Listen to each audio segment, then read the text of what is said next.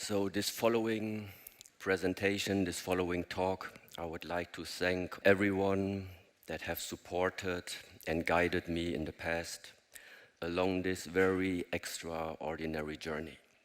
I would just like to invite you into a small journey into what is it that is going on in my mind when I look at the world. So first of all, the future doesn't matter if you are not there. Your business doesn't matter if you are not there who can witness the success and the loss of whatever your business is doing there. You cannot enjoy your family if you are not there. So the whole point I would like to point out is apparently there is something about you. And this is the very initial starting point.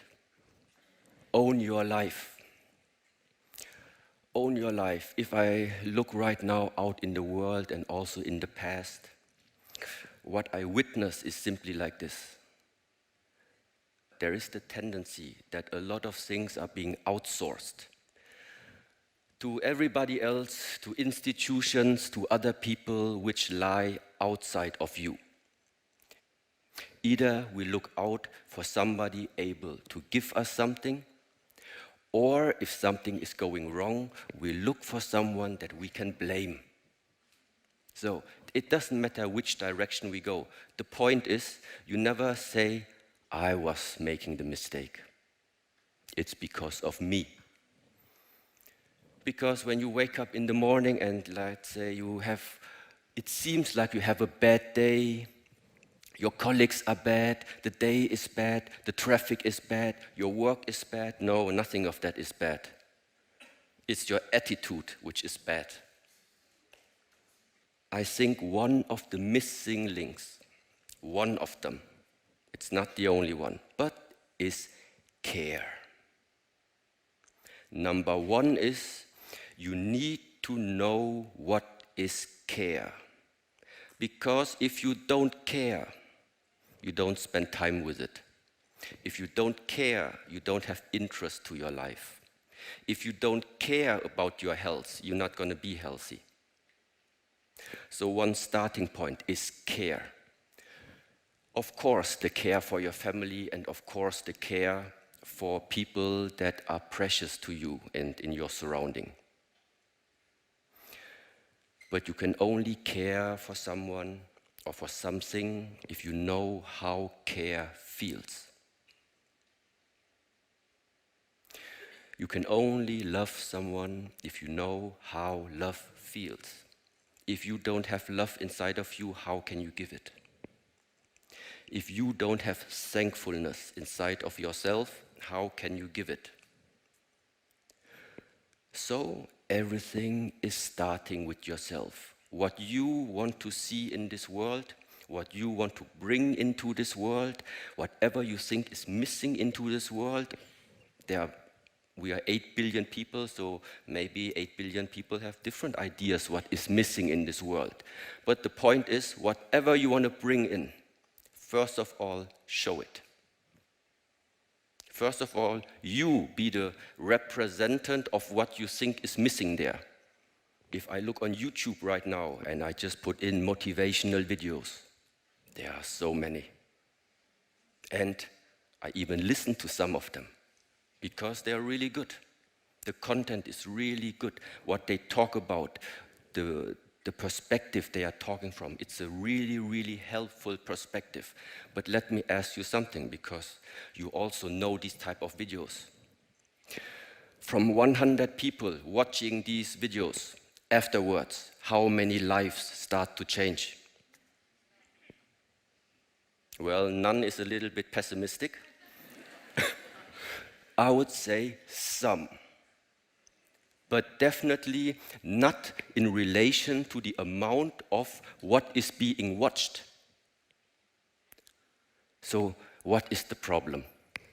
Yeah, I think one of the problem is that what is it that is missing in order for all these type of influences and talks all this type of impacts start to really have an effect on someone.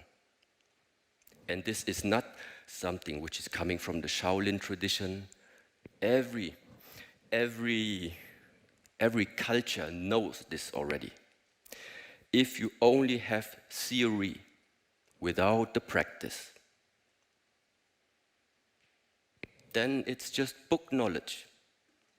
Then it's just something that you lay in the couch, you lay in the bed, and then you think about, I know it. Yeah, okay, it's good that you know it.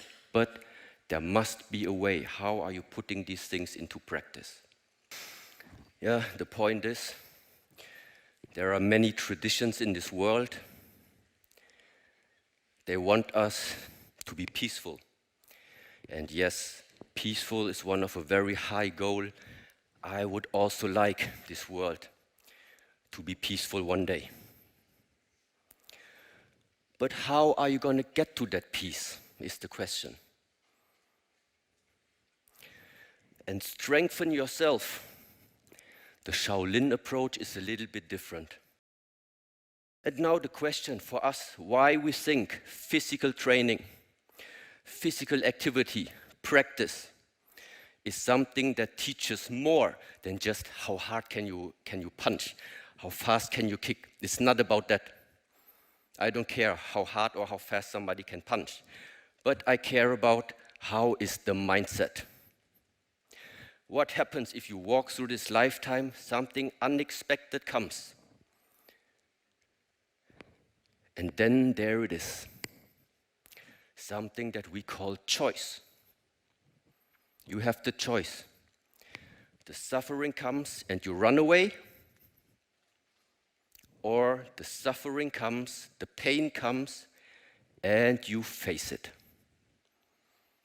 And the second approach, this is something what the Shaolin way is representing. We are overcoming the suffering. We are not running away from the suffering. You are overcoming it. You go through it until you have become so strong. Your body becomes so strong. Your mind has become so strong that it doesn't matter afterwards anymore. You feel it, but it's not the same like you felt before. So therefore, how to translate this into our nowadays lifetime? Maybe it means we need to make us stronger again.